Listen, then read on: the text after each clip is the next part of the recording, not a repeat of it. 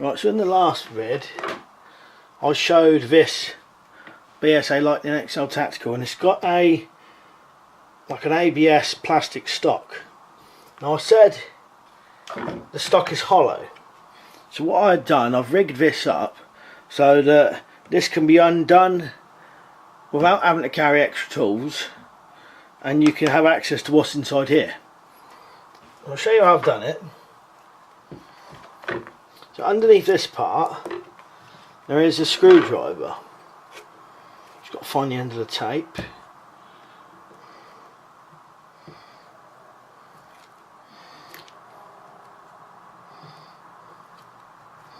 Not took this off for quite a while. So underneath this tape is a screwdriver. I reckon next time I do this I'll probably do it with just a bit of duct tape. So as you can see, there's part of a screwdriver, and you just pull it out and that's it there.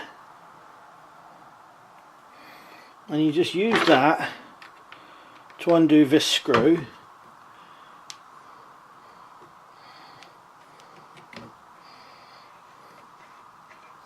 Which is quite easy to do.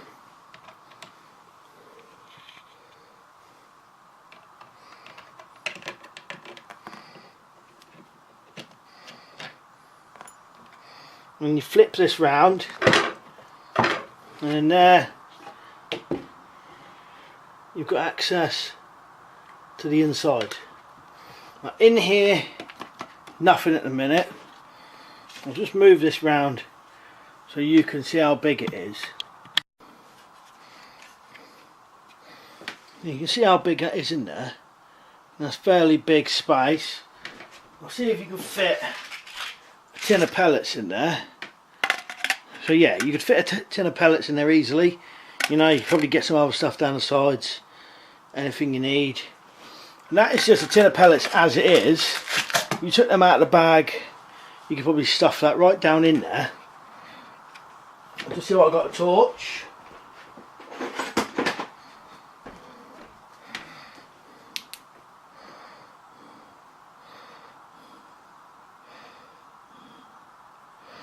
You have to be careful nothing went too far down, but you can see it in there.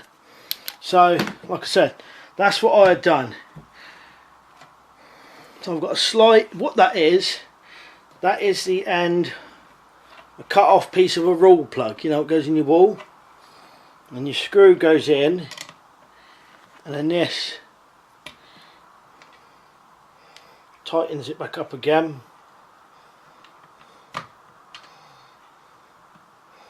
You could do whatever way this you want, but I wanted this to be as small as possible and as easy to do, and something what would be able to stay with the actual gun, if you know what I mean.